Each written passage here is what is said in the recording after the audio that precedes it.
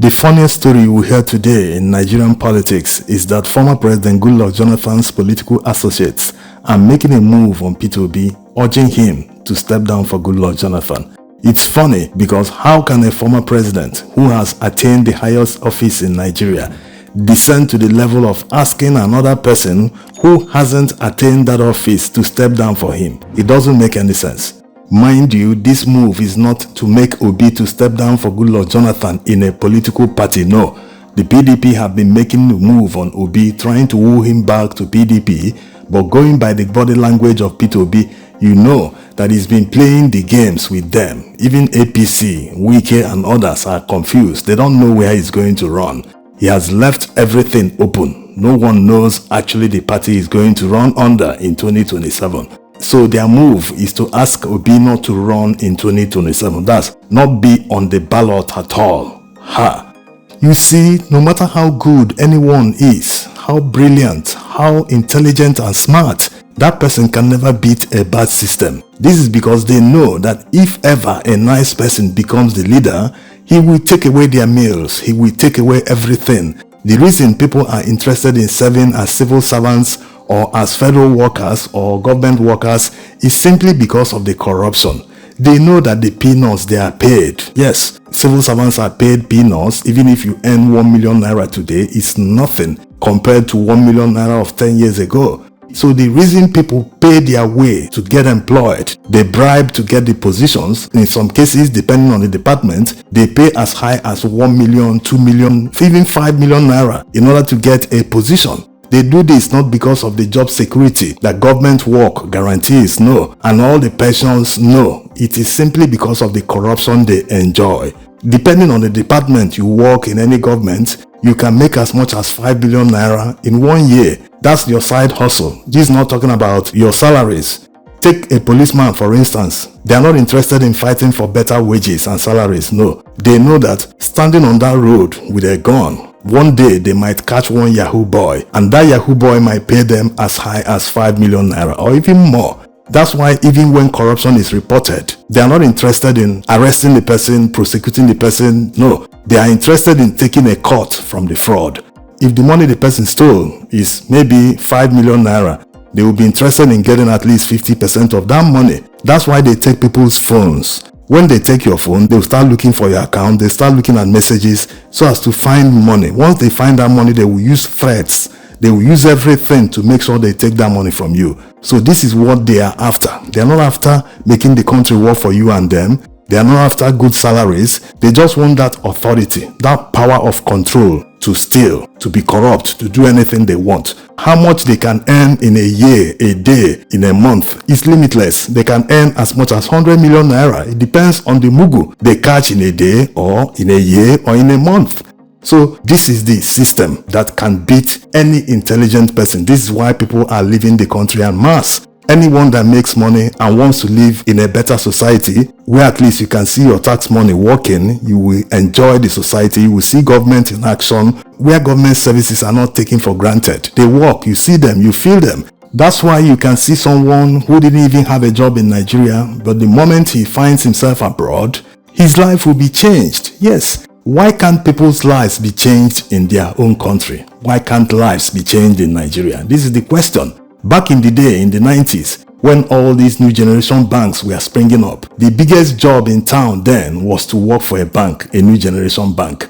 Even if it's just a teller, the amount of money they were being paid at the time, you cannot compare it to how much a teller earns today. So imagine many managers in banks today are moving abroad, not because they are not well paid here, but if you find yourself in a bad system, you cannot escape the happenings in a bad system. It's very expensive to live in Nigeria, not even to the level of elites who have bodyguards, they move around in convoys, they live large. No, not even at that. Even as an ordinary middle class, that's if middle class exists in Nigeria anymore, even at that, it's very expensive to live here because you have to provide all the social services yourself. This is something government should do. You have to generate your own power, get your own water, everything. You have to do it by yourself. Even after providing all these services by yourself, you still cannot live without the stigma or fear of insecurity. Yes. So it's funny that Goodluck Jonathan's associates are holding meetings abroad, plotting how to bring him back to power, as if the one he served, Nigerians benefited from that. Yes, we can accept that under Goodluck Jonathan's administration, Nigerians were better off compared to the last 10 years. That's not even an argument, but we must not forget the failings of Goodluck Jonathan when he was in power.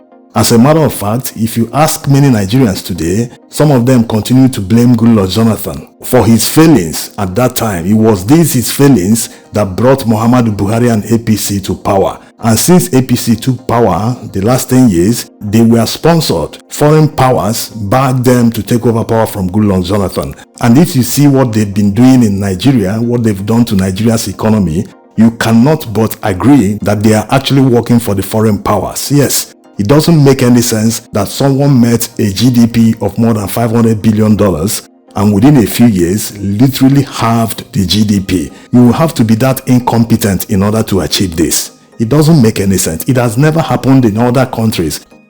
So let's not forget that Goodluck Jonathan had a chance more than 10 years ago, but he squandered that chance. He even failed his own state, Bayelsa. It was Muhammadu Buhari that built a water project in Bayelsa state. Can you imagine this? He was so focused and engulfed in politics that he forgot his own state. He forgot that his state didn't have water. He forgot that the road leading to his state and even his hometown was dilapidated at that time. So he failed massively and woefully. As a matter of fact, in Nigerian politics, it was under Goodluck Jonathan that they started using the reference incompetent. At that time, people used to say, especially the APC people today, they used to call him incompetent president. And many people might be feeling that the reason his political associates in the north are pushing for him to come back in 2027 is because he will go only one term, that he is legally bound. This is not minding all the legal arguments surrounding his eligibility to contest in 2027. But that's not the only reason they are pushing him. In fact, the main reason they are pushing him is because they know that exactly what happened in 2015 will happen again if Goodluck Jonathan ever gets to power. He will simply look away while they continue stealing and pillaging Nigerian resources. Yes, they just want him to be there so that they will have access to power. These people have been out of power the past 10 years. So they want Goodluck Jonathan to come back to power so that they themselves will be back in power. This is simply it. It's not about saving Nigeria. It's not about saving anyone. These people only care about themselves. If it ever works out for Jonathan, you will see these people again flying high, flying their girlfriends to Dubai and other cities in the world. That's all they want. Not just them, majority of Nigerians simply hate corruption because they are not the ones involved in the corruption. They don't hate it that it's why Nigeria isn't developed. No, they are simply envious of the people involved in the corruption. If they find themselves in power, they will continue where others stopped, and they will stop talking about corruption. They will stop their activism. Yes, this is why the system persists. If Nigerian people don't support the bad system, if they don't get into power to steal and benefit everything from power, the system wouldn't support itself. The system wouldn't stand. This is why an average Nigerian worker, especially one that works with the government, the police, the army, many of them, they don't like nice people getting to power because they know that when the nice person comes, he will take away their meal. All that they steal will be taken away from them. Imagine a Nigerian leader reforming the police, making sure the average policeman is well paid, his pensions are guaranteed, including gratuity. He will live in a good home that will be his own, not on rent. If all these are available, why would a policeman not be proud of the work? Because he knows that if he's caught taking bribe, he will be sacked and all his emoluments and entitlements, he will lose them. So these are the issues. This is why they are so brazen. They know that nothing will come of it. Every day you see policemen being arraigned, court-martialed and sacked, but they continue extorting money from Nigerians. So this is it. Nigerians must know what they're up against. Like I already said, no matter how brilliant you are, you will never beat a bad system. This is what they tell you. The people that are mocking P2B and other nice politicians, you hear people, especially the ADC guys, you hear them tell him, if you think you are popular, why not contest for primaries? It's because it's a bad system. They know that he will never be able to beat others in the bad system. A bazaar that will be for the highest bidder, not even bidding with naira, they will be bidding with dollars. And you want to face that system, you're already guaranteed to fail. So it's still funny, like I already said, like Goodluck Jonathan, a former president, and his associates are begging someone who hasn't even attained that height that Goodluck Jonathan attained to step down for him or not to contest at all in 2027, so that they will continue from where APC stopped. Yes, because at this stage, it will be very difficult to bring Nigeria back to 2015 levels. This is simply because the system will continue fighting back. That's why when people say that what Nigeria needs is a bloody revolution, they are not wrong. Yes, because the people that benefit from the bad system are continuously working against anyone that will disrupt the system. People tend to attribute everything to Tinubu or APC. No. At any level, people are fighting back. People that are benefiting from the bad system, they will keep fighting back because they have taken it very personal. This is where they eat from. All the corruption they enjoy, you want to take it away. No, they won't go without a fight. So Nigerians must be ready. There's still time. Election is coming. You do not approach this with sentiments. You do not approach it with ethnicity or religion. No, you have to approach it with common sense.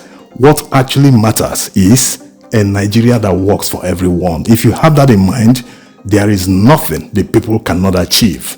Thanks for watching.